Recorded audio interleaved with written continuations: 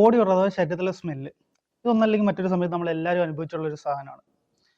നമുക്ക് ഒരുപാട് ഇറിറ്റേഷൻ ആയിട്ടുള്ള, നമുക്ക് ഒരുപാട് ബുദ്ധിമുട്ടുള്ള ഒരു സംഗതിയാണ് ഈ ബോഡിയിൽ നിന്ന് സ്മെല്ല് വരിക എന്നുള്ളത്. നമ്മൾ ഒരുപാട് സൊല്യൂഷൻസ് ട്രൈ ചെയ്തിട്ടുണ്ടാവും, ഒരുപാട് സോപ്പുകൾ മാറ്റി ട്രൈ ചെയ്തിട്ടുണ്ടാവും, പെർഫ്യൂംസ് ട്രൈ ചെയ്തിട്ടുണ്ടാവും, ബോഡി ലോഷൻസ് ട്രൈ ചെയ്തിട്ടുണ്ടാവും. ചിലർക്ക് റിസൾട്ട് കിട്ടിയിട്ടുണ്ടാവും, ചിലർക്ക് റിസൾട്ട് കിട്ടിയിട്ടുണ്ടാവില്ല. നമ്മൾ ഇന്നത്തെ വീഡിയോയുടെ ഉദ്ദേശം എന്താണെന്ന് വെച്ച് കഴിഞ്ഞാൽ, എന്തുകൊണ്ടാണ് ബോഡി ഓഡർ ഉണ്ടാവുന്നത്, എന്തൊക്കെയാണ് അതിൻ്റെ സൊല്യൂഷൻസ്, നിങ്ങൾ എൻ്റെ കൂടെ തിങ്ക് ചെയ്യുക. സോ സമയം ഒട്ടും കളയുന്നില്ല. എൻ്റെ പേര് Nishad Najeeb, northern state medical യൂണിവേഴ്സിറ്റിയിലെ മെഡിക്കൽ സ്റ്റുഡൻ്റ് ആണ്. വീഡിയോ മുഴുവനായിട്ട് കാണുക, ചാനൽ സബ്സ്ക്രൈബ് ചെയ്യുക. Welcome to Scalpless. അത് എന്തുകൊണ്ടാണ് ബോഡിയിൽ നിന്ന് സ്മെല്ല് ഉണ്ടാകുന്നത്? ഒരുപാട് പേർക്കുള്ള ഒരു തെറ്റിദ്ധാരണയാണ് വിയർപ്പ് ആണ് സ്മെല്ല് ഉണ്ടാകുന്നത് എന്നുള്ളത്. നമുക്ക് അവിടെ നിന്ന് തുടങ്ങാം. നമ്മളെ ബോഡിയിൽ 2 തരം വിയർപ്പുണ്ട്. എക്രൈൻ ഗ്ലാൻഡ് പ്രൊഡ്യൂസ് ചെയ്യുന്ന വിയർപ്പും അപ്പോക്രൈൻ ഗ്ലാൻഡ് പ്രൊഡ്യൂസ് ചെയ്യുന്ന വിയർപ്പും. നമുക്ക് സാധാരണ പരിചയമുള്ള, നമ്മളിങ്ങനെ വടിച്ച് കളയുന്ന അല്ലെങ്കിൽ പിഴിഞ്ഞ് കളയുന്ന വെള്ളത്തിൻ്റെ അംശം കൂടുതലുള്ള വിയർപ്പ്, അത് എക്രൈൻ ഗ്ലാൻഡ് പ്രൊഡ്യൂസ് ചെയ്യുന്ന വിയർപ്പാണ്. ഇനി മറ്റൊരു തരം വിയർപ്പുണ്ട്. അത് നമ്മുടെ മുടിയുടെ ചോട്ടിൽ, ചെവിയുടെ ഉള്ളിൽ, ഇയർ കനാലിൽ, നമ്മുടെ നിപ്പിൾ ഏരിയ, നമ്മളെ ബെല്ലി ബട്ടൺ ഏരിയ, നമ്മളെ അണ്ടർ ആംസ്, ജെനൈറ്റൽ ഏരിയ, ഇവിടെയൊക്കെയുള്ള വിയർപ്പാണ് എപ്പോക്രൈൻ ഗ്ലാൻഡ് പ്രൊഡ്യൂസ് ചെയ്യുന്ന വിയർപ്പ്. ഒരു കുട്ടി അയാളുടെ സെക്ഷൽ ചേഞ്ചസ് സ്റ്റാർട്ട് ആകുമ്പോൾ, പ്യൂബേർട്ടി സ്റ്റാർട്ട് ആകുമ്പോൾ, അയാളുടെ ഹോർമോൺസ് വർക്ക് ചെയ്ത് തുടങ്ങുമ്പോൾ മുതലാണ് ഈ എപ്പോക്രൈൻ ഗ്ലാൻഡ് വർക്ക് ചെയ്ത് തുടങ്ങുക. ഇനി എക്രൈൻ ഗ്ലാൻഡ് പ്രൊഡ്യൂസ് ചെയ്യുന്ന വിയർപ്പിനകത്തും അപ്പോക്രൈൻ ഗ്ലാൻഡ് പ്രൊഡ്യൂസ് ചെയ്യുന്ന വിയർപ്പിനകത്ത് എന്തൊക്കെയാണ് കണ്ടന്റ് ഉള്ളതെന്ന് നോക്കാം. എക്രൈൻ ഗ്ലാൻഡ് പ്രൊഡ്യൂസ് ചെയ്യുന്ന വിയർപ്പ് നമ്മൾ പറഞ്ഞു, വെള്ളം പോലെ ഇരിക്കുന്ന, നമ്മളിങ്ങനെ നമുക്ക് പരിചയമുള്ള വിയർപ്പാണ്. സോ എക്രൈൻ ഗ്ലാൻഡ് വിയർപ്പിനകത്ത് എന്താ ഉള്ളത്? ഓഫ് കോഴ്സ് വെള്ളമാണുള്ളത്. പിന്നെന്താ ഉള്ളത്? കുറച്ച് ഇലക്ട്രോലൈറ്റ്സ് ഉണ്ടാവും, യൂറിയ ഉണ്ടാവും, അമോണിയ ഉണ്ടാവും. പിന്നുള്ളത് എന്താ? നമ്മൾ എന്തെങ്കിലും മെഡിസിൻസ് കഴിക്കുന്നുണ്ടെങ്കിൽ അതിൻ്റെ ഭാഗങ്ങൾ ഉണ്ടാവും. നമ്മൾ എന്തെങ്കിലും ഫുഡ് ഐറ്റംസ് കഴിക്കുന്നുണ്ടെങ്കിൽ അതിൻ്റെ ഒരു പാർട്ട് ഉണ്ടാവും. ഇങ്ങനെയുള്ള സംഗതികളാണ് ഈ എക്രൈൻ ഗ്ലാൻഡിൻ്റെ വിയർപ്പിനകത്തുള്ളത്. അപ്പോക്രൈൻ ഗ്ലാൻഡിൻ്റെ വിയർപ്പിനകത്ത് കുറച്ചുകൂടെ വഴുവഴുപ്പുള്ളതാണ്, കുറച്ചുകൂടെ ഓയിലി ആയിട്ടുള്ള, തിക്കായിട്ടുള്ള, മിൽക്കി ആയിട്ടുള്ള വിയർപ്പാണ്. ഈ വിയർപ്പിനകത്ത് എന്തൊക്കെയുള്ളതെന്ന് വെച്ച് കഴിഞ്ഞാൽ പ്രോട്ടീൻ ഉണ്ട്, കാർബോഹൈഡ്രേറ്റ് ഉണ്ട്, ലിപ്പിഡ് ഉണ്ട്, ലാക്റ്റിക് ആസിഡ് ഉണ്ട്. ഇങ്ങനെയൊക്കെയുള്ള സംഗതിയാണ് ഇതിനകത്തുള്ളത്. വെള്ളത്തിൻ്റെ അംശം വളരെ കുറവാണ്. സോ നമ്മൾ കണ്ടന്റുകൾ മനസ്സിലാക്കി. എന്തിനാണ് ഈ വിയർപ്പ് പ്രൊഡ്യൂസ് ചെയ്യുന്നത്? നമ്മളൊരു മൺകലത്തിൽ വെള്ളം എടുത്ത് വെക്കുക. ഞങ്ങളുടെ നാട്ടിൽ മൺകലത്തിന് കൂജ, ഈ വെള്ളം എടുത്ത് വെക്കുന്ന മൺകലത്തിന് കൂജ എന്നാണ് പറയുക. നമ്മൾ ഈ കൂജയിൽ വെള്ളം എടുത്ത് വെച്ച് കഴിഞ്ഞാൽ, അല്ലെങ്കിൽ മൺകലത്തിന് വെള്ളം എടുത്ത് വെച്ച് കഴിഞ്ഞാൽ കുറേ നേരം കഴിയുമ്പോൾ എന്താ സംഭവിക്കുക? ഉള്ളിൽ വെള്ളം തണുത്തിരിക്കില്ലേ? അതെന്താ സംഭവിക്കുന്നതെന്ന് വെച്ച് കഴിഞ്ഞാൽ, ഈ മൺകലത്തിന്റെ സുഷിരങ്ങളിലൂടെ, പോർസിലൂടെ വെള്ളം പുറത്തേക്ക് വരും. ഈ പുറത്തേക്ക് വന്ന വെള്ളം മൺകലത്തിന്റെ ചൂട് ഉപയോഗിച്ചിട്ട് ബാഷ്പീകരിച്ച് ഇവാപ്പറേറ്റ് ചെയ്തു പോകും. അങ്ങനെ ഒരു ഇവാപ്പറേറ്റീവ് കൂളിംഗ് മെക്കാനിസം വഴിയാണ് ഉള്ളിലെ വെള്ളം തണുത്തിരിക്കുന്നത്. ഇതേപോലെയാണ് നമ്മളെ ബോഡിയിൽ എക്രൈൻ ഗ്ലാൻഡ് വിയർപ്പ് പ്രൊഡ്യൂസ് ചെയ്യും. ഈ വിയർപ്പ് നമ്മളെ തൊലിപ്പുറത്ത് വരും. നമ്മുടെ ബോഡിയുടെ ചൂട് ഉപയോഗിച്ചിട്ട് ഈ വിയർപ്പിനെ ഇവാപ്പറേറ്റ് ചെയ്തു പോകും, ബാഷ്പീകരിച്ച് പോകും. ആ ഒരു ഇവാപ്പറേറ്റീവ് കൂളിംഗ് മെക്കാനിസം വഴി നമ്മളെ ബോഡിയുടെ ചൂട് ഓവർ ഹീറ്റഡ് ആവാതെ നമ്മൾ ബോഡിയുടെ ചൂട് നിയന്ത്രിച്ച് നിർത്തും. സോ വിയർപ്പ് എന്തിനാണ് പ്രൊഡ്യൂസ് ചെയ്യുന്നത് മനസ്സിലായി. ഇനി നമുക്ക് വിയർപ്പിലെ കണ്ടന്റിനകത്ത് വിയർപ്പിന് സ്മെല്ലുണ്ടോ എന്നുള്ളതാണ്. സത്യത്തിൽ പറഞ്ഞാൽ വിയർപ്പിന് സ്മെല്ല് ഉണ്ടാവില്ല. അപ്പോൾ നമ്മൾ ചോദിക്കും, യൂറിയ, അമോണിയ, ലാക്റ്റിക് ആസിഡ് ഒക്കെ ഇല്ലേ, അതൊക്കെ സ്മെല്ല് ചെയ്യേണ്ട കാര്യമല്ലേ? യൂറിയ, അമോണിയ, ലാക്റ്റിക് ആസിഡ് ഒക്കെ ഇതിനകത്ത് ഉണ്ടെങ്കിലും സ്മെല്ല് ചെയ്യാനുള്ള അളവിൽ യൂറിയ, അമോണിയ, ലാക്റ്റിക് ആസിഡ് ഒന്നും അതിനകത്തില്ല. എന്തുകൊണ്ടായിരിക്കും അപ്പം ഈ വിയർപ്പ് സ്മെല്ല് ചെയ്യുന്നത്? നമ്മളെ തൊലിയുടെ, നമ്മുടെ സ്കിന്നിന്റെ ഏറ്റവും പുറത്തെ ഭാഗം ഡെഡ് സെല്ല് കൊണ്ടാണ് ഉണ്ടാക്കിയിരിക്കുന്നത്. അതായത് ജീവനില്ലാത്ത കോശങ്ങൾ കൊണ്ടാണ് ഉണ്ടാക്കിയിരിക്കുന്നത്. നമുക്ക് ഒരുപാട് ലൂസായുള്ള ഡെഡ് സ്കിന്ന് നമ്മളെ തൊലിയുടെ പുറത്തുണ്ട്. കുറേ നേരം നമ്മൾ വിയർത്തിരിക്കാൻ നേരത്ത് ഈ വിയർപ്പ് നമ്മളെ തൊലിയിൽ തങ്ങി നിൽക്കും. അപ്പോൾ എന്താ സംഭവിക്കുക? ഈ ലൂസായിട്ടുള്ള ഡെഡ് സ്കിൻസ് എന്ത് ചെയ്യും? കുതിരും, സോഫൻ ആവും, മോയ്സൺ ആവും. അവിടെ നമ്മളെ ഇത്രയും ഭാഗത്ത് ഞാൻ ഈ കാണിക്കുന്ന ഇത്രയും ഭാഗത്തില്ലേ, പഠനങ്ങൾ പറയുന്നത് പറഞ്ഞാൽ ഇത്രയും ഭാഗത്ത് മാത്രം 10 ലക്ഷം ബാക്ടീരിയയാണ് ജീവിച്ചിരിക്കുന്നതെന്നാണ് പറയുന്നത്. ചിലപ്പോൾ ഇച്ചിരി കൂടാം, ചിലപ്പോൾ ഇച്ചിരി കുറയാം. ഏതായാലും ലക്ഷക്കണക്കിന് ബാക്ടീരിയ ഉണ്ട്. ഈ ലക്ഷക്കണക്കിന് ബാക്ടീരിയയുടെ ഫുഡാണ് നമ്മൾ ഈ പറഞ്ഞ ഈ സോഫ്റ്റനായ അല്ലെങ്കിൽ ലൂസായിട്ടുള്ള ഡെഡ് സ്കിൻ എന്ന് പറയുന്നത്. ഇത് മാത്രമല്ല, ഇനി നമ്മൾ അപ്പോക്രൈൻ ഗ്ലാൻഡിന്റെ വിയർപ്പിനെ കുറിച്ച് പറഞ്ഞു. അതിനകത്ത് എന്താ ഉള്ളത്? കാർബോഹൈഡ്രേറ്റ് ഉണ്ട്, പ്രോട്ടീൻ ഉണ്ട്, ലിപ്പിഡ്സ് ഉണ്ട്. ഇതിനെയും അത് ഡൈജസ്റ്റ് ചെയ്യും. ഇങ്ങനെ ഈ ഡെഡ് സ്കിൻസിനെയും ഈ കാർബോഹൈഡ്രേറ്റിനെയും പ്രോട്ടീനെയും ഒക്കെ ഇങ്ങനെ ഡൈജസ്റ്റ് ചെയ്യാൻ നേരത്ത് എന്താ സംഭവിക്കുക? അതിൻ്റെ ബൈ പ്രൊഡക്ട്സ് ഉണ്ടാവും, പല രീതിയിലുള്ള കോമ്പൗണ്ട്സ് ഉണ്ടാവും.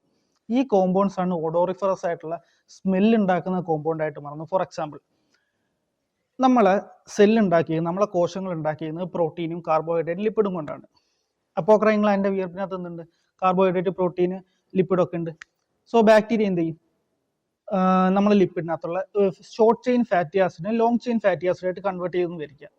ചില ലോങ് ചെയിൻ ഫാറ്റി ആസിഡ് നല്ല സ്മെല്ല് ഉണ്ടാക്കുന്നതാണ്. മാറ്റിയിരിക്കട്ടെ. അൺസാച്ചുറേറ്റഡ് ആയിട്ടുള്ള ഫാറ്റി ആസിഡിനെ സാച്ചുറേറ്റഡ് ഫാറ്റി ആസിഡായിട്ട് മാറ്റുന്നു. അതും സ്മെല്ല് ഉണ്ടാക്കുന്ന ചില സാച്ചുറേറ്റഡ് ഫാറ്റി ആസിഡ്സ് ഉണ്ടാകുന്നുണ്ട്. ഇനി ഇതെല്ലാം പോട്ടെ. പ്രോട്ടീൻസ്, സൾഫർ കണ്ടെയ്നിങ് ആയിട്ടുള്ള പ്രോട്ടീൻസ് ഉണ്ട്. സൾഫർ കണ്ടെയ്നിങ് ആയിട്ടുള്ള അമിനോ ആസിഡ്സ് ഉണ്ട്. സിസ്റ്റിൻ എന്നൊക്കെ പറയുന്ന അമിനോ ആസിഡ്സ് ഉണ്ട്. അപ്പൊ ഇതിൽ നിന്ന് എന്ത് പ്രൊഡ്യൂസ് ചെയ്യും? സൾഫർ കണ്ടെയ്നിങ് ആയിട്ടുള്ള ആൽക്കഹോൾസ് പ്രൊഡ്യൂസ് ചെയ്യും. സൾഫറിന്റെ സ്മെല്ല് തന്നെ നല്ല സ്മെല്ലാണ്. അപ്പോൾ ഈ സൾഫർ കണ്ടെയ്നിങ് ആയിട്ടുള്ള ഈ ഒരു ഒഡോറിഫറസ് കോമ്പൗണ്ട്സ് പ്രൊഡ്യൂസ് ചെയ്യുമ്പോൾ നല്ല രീതിയിൽ സ്മെല്ല് ചെയ്യും. അപ്പൊ ഇങ്ങനെയാണ് നമ്മളെ ബോഡി സ്മെല്ല് ചെയ്യുന്നത്. സോ നമ്മളെ ബോഡിയിൽ നിന്ന് സ്മെല്ല് ചെയ്യുന്നതിന്റെ കാരണം മനസ്സിലായി. നമ്മൾ വിയർക്കുന്നു, വിയർപ്പ് നമ്മളെ ഡെഡ് സ്കിന്നിനെ ലൂസാക്കുന്നു.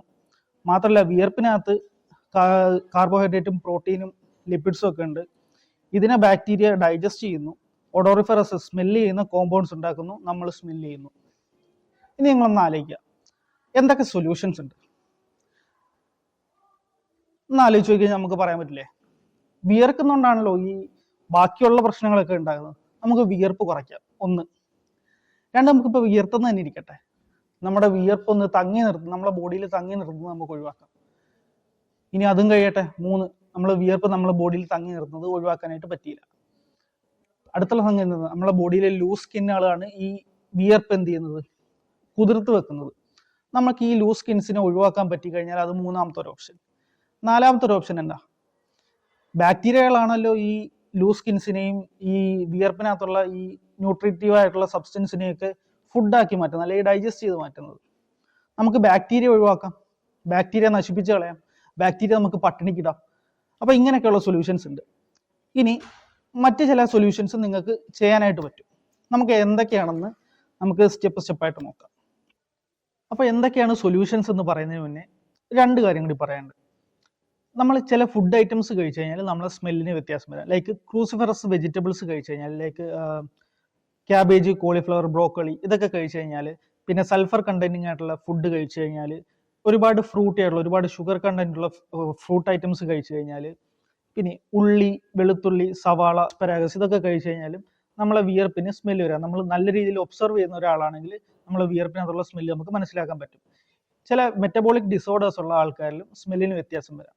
മാത്രമല്ല നമ്മളെ ഹോർമോണിന്റെ ചേഞ്ചിനനുസരിച്ച്, നമ്മളെ ബോഡിയിലെ ഹോർമോണിന്റെ ചേഞ്ചിനനുസരിച്ച്, നമ്മളെ വയസ്സിനനുസരിച്ച് ഒക്കെ നമ്മുടെ സ്മെല്ലിന് വ്യത്യാസം വരാം. ഇനി ഒരേ കണക്ക് റുട്ടീനുള്ള, ഒരേ കണക്ക് ജോലി ചെയ്യുന്ന ആൾക്കാരിൽ സ്മെല്ല് വ്യത്യാസം ഉണ്ടാവും. ഞാൻ പറയുന്നത് ഈ ഹോർമോണിനെ കുറിച്ചും അല്ലാതെ അവർ കഴിക്കുന്ന ഫുഡിനെ കുറിച്ചൊന്നല്ല. ഞാൻ ചെയ്യുന്ന അതേ ജോലിയാണ് മറ്റൊരാൾ ചെയ്യുന്നത്, എന്നിട്ട് അയാൾ ഇത്ര സ്മെല്ല് ചെയ്യുന്നില്ലല്ലോ എന്നൊരു ഡൗട്ട് നിങ്ങൾക്ക് തോന്നിയിട്ടുണ്ടെങ്കിൽ, ഒരു പഠനമുണ്ട്.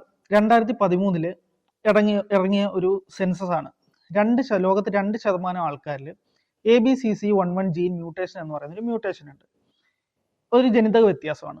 ഈ ജനിതക വ്യത്യാസം ഉള്ളവരിൽ നമ്മൾ പറഞ്ഞു അപ്പോക്രൈൻ ഗ്ലാൻഡിൽ നിന്ന് കാർബോഹൈഡ്രേറ്റും പ്രോട്ടീനും ലിപ്പിഡ്സും അടങ്ങിയ വിയർപ്പാണ് പുറത്തേക്ക് വരുന്നത് എന്നുള്ളത് പറഞ്ഞു. ഇതിനെയാണ് ബാക്ടീരിയ സ്മെല്ലാക്കി മാറ്റുന്നതെന്ന് പറഞ്ഞു. ബാക്ടീരിയ സ്മെല്ലുള്ള കോമ്പൗണ്ട് ആക്കി മാറ്റുന്നതെന്ന് പറഞ്ഞു. ഈ മ്യൂട്ടേഷനുള്ള ആൾക്കാരിൽ ഇതിന്റെ പ്രൊഡക്ഷൻ വളരെ കുറവായിരിക്കും, ഇതിന്റെ സെക്രീഷൻ വളരെ കുറവായിരിക്കും. അപ്പൊ എന്ത് ചെയ്യും? താരതമ്യേന നോർമലായിട്ടുള്ള ഒരാളും ഈ ഒരു ജനിതക വ്യത്യാസമുള്ള ഒരാളും തമ്മിൽ കമ്പയർ ചെയ്യുമ്പോൾ അയാളുടെ സ്മെല്ലിന് നല്ല വ്യത്യാസം ഉണ്ടാവും. ഇത് നമുക്ക് നേരെ സൊല്യൂഷൻസിലേക്ക് പോവാം. നമ്മൾ ആദ്യം പറഞ്ഞ സൊല്യൂഷൻ എന്താ? നമ്മളെ വിയർപ്പ് കുറയ്ക്കുക. വിയർപ്പ് കുറയ്ക്കാനായിട്ട് ഏറ്റവും ഈസി ആയിട്ടുള്ള മാർഗം എന്ന് പറയുന്നത് നമ്മൾ ആന്റിപെർസ്പിറൻസ് യൂസ് ചെയ്യുക എന്നുള്ളതാണ്. ആന്റിപെർസ്പിറൻസ് യൂസ് ചെയ്ത് കഴിഞ്ഞാൽ ആന്റിപെർസ്പിറൻസ് വർക്ക് ചെയ്യുന്നത് എങ്ങനെയാണെന്ന് വെച്ച് കഴിഞ്ഞാൽ, വിയർപ്പ് പുറത്തേക്ക് വരുന്ന ഭാഗമുണ്ടല്ലോ, പോർസുകൾ, ദ്വാരങ്ങൾ, ഈ ദ്വാരങ്ങളെ ബ്ലോക്ക് ചെയ്യും. ദ്വാരങ്ങളെ ബ്ലോക്ക് ചെയ്യാൻ നേരത്തെ അവിടെ ഒരു നെഗറ്റീവ് ഫീഡ്ബാക്ക് മെക്കാനിസം വഴി കൂടുതൽ വിയർപ്പ് പ്രൊഡ്യൂസ് ചെയ്യാതിരിക്കും. നമ്മൾ ആന്റിപെർസ്പിറൻസ് ചൂസ് ചെയ്യാൻ നേരത്ത് അലൂമിനിയം ക്ലോറൈഡ്, അലൂമിനിയം സാൾട്ടുകൾ അടങ്ങിയ ആന്റിപെർസ്പിറൻസ് ചൂസ് ചെയ്ത് കഴിഞ്ഞാൽ കുറച്ചുകൂടി എഫക്റ്റീവ് ആയിരിക്കും. ആന്റിപെർസ്പിറൻസ് പകൽ യൂസ് ചെയ്യുന്നതിനേക്കാളും നല്ലത്, ഏറ്റവും നല്ലത് രാത്രി യൂസ് ചെയ്യുന്നതാണ്. കാര്യം എന്ന് വെച്ച് കഴിഞ്ഞാൽ പകൽ നമ്മൾ ഒരുപാട് വിയർക്കും, രാത്രി ഒരുപാട് വിയർക്കത്തില്ല. അപ്പോൾ എന്ത് ചെയ്യാൻ പറ്റും?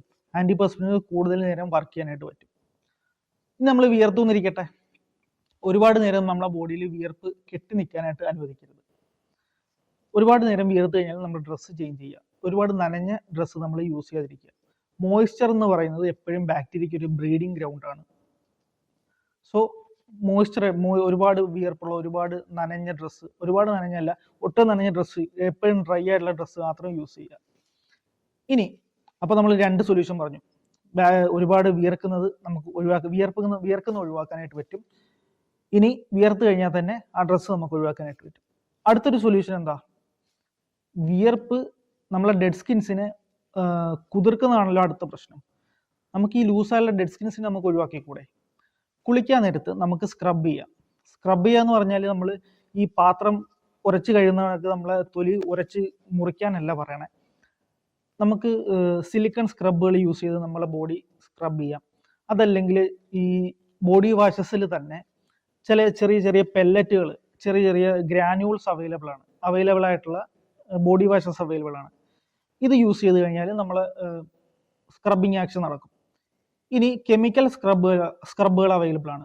AHA, ഗ്ലൈക്കോളിക് ആസിഡ് ഒക്കെ പോലുള്ള കെമിക്കൽ സ്ക്രബുകൾ അവൈലബിൾ ആണ്. ഇതൊക്കെ കെമിക്കൽ സ്ക്രബുകൾ യൂസ് ചെയ്യാൻ നേരത്ത് പ്രോപ്പറായിട്ട് അറിഞ്ഞതിന് ശേഷം മാത്രം യൂസ് ചെയ്യുക. അതിനെക്കുറിച്ചിട്ട് നമ്മൾ മറ്റൊരു വീഡിയോയിൽ പറയാം. ഓക്കെ, നമ്മളപ്പോൾ സ്ക്രബ് ചെയ്തു, ലൂസ് ആയിട്ടുള്ള സ്കിന്ന് റിമൂവ് ചെയ്തു. അതും ചെയ്തില്ല എന്ന് വിചാരിക്കുക. ഇനി അടുത്ത സൊല്യൂഷൻ എന്നിട്ട് നമുക്ക് ബാക്ടീരിയയെ ഒഴിവാക്കാം. ബാക്ടീരിയ ഒഴിവാക്കാനായിട്ട് നമുക്ക് ഏത് സോപ്പ് വേണമെങ്കിലും യൂസ് ചെയ്യാം. ഒട്ടുമിക്ക സോപ്പിനകത്തും ആൽക്കഹോൾസും ട്രൈലോസാൻ പോലുള്ള ആന്റിമൈക്രോബിയൽസും ആന്റിബയോട്ടിക്സ് ഒക്കെ അടങ്ങി വരുന്നുണ്ട്. സോ ഏത് സോപ്പ് വേണമെങ്കിലും, ഏത് ബോഡി വാഷസ് വേണമെങ്കിലും യൂസ് ചെയ്യാം. ഇങ്ങനെ സോപ്പുകളും ബോഡി വാഷസ് യൂസ് ചെയ്തിട്ട് മാറ്റം വരുന്നില്ലെങ്കിൽ നമുക്ക് ആന്റി ബാക്ടീരിയൽ സോപ്പുകളും ആന്റി ബാക്ടീരിയൽ ബോഡി വാഷസും മാർക്കറ്റിൽ അവൈലബിൾ ആണ്. അത് വേണമെങ്കിൽ യൂസ് ചെയ്യാം.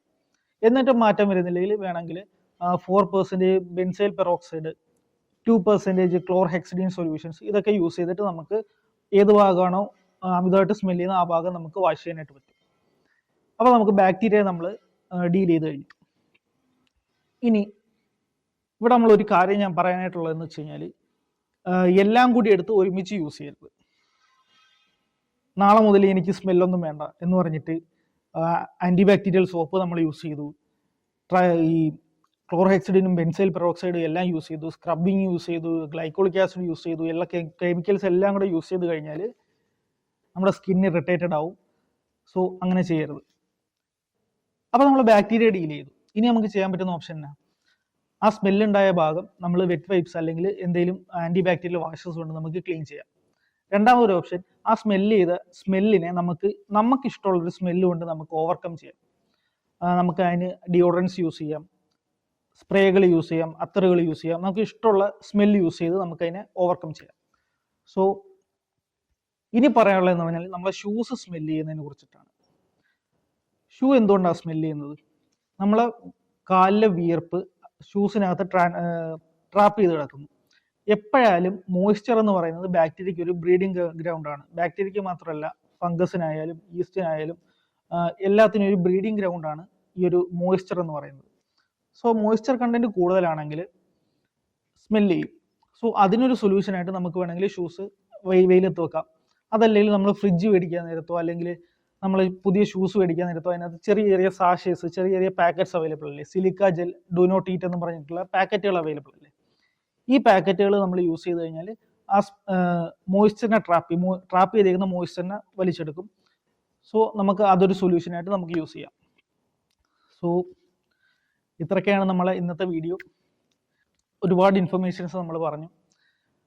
കുറേയൊക്കെ നിങ്ങൾക്ക് അറിയാവുന്ന കാര്യങ്ങളാണ്. വീഡിയോ ഇത്തിരി ലോങ് ആയിപ്പോയി. വീഡിയോ ഇഷ്ടപ്പെട്ടെങ്കിൽ ലൈക്ക് ചെയ്യുക, ഇഷ്ടപ്പെട്ടില്ലെങ്കിൽ ഡിസ്ലൈക്ക് ചെയ്യുക. ഫീഡ്ബാക്കും സജഷൻസും കമൻറ്റിൽ അറിയിക്കുക.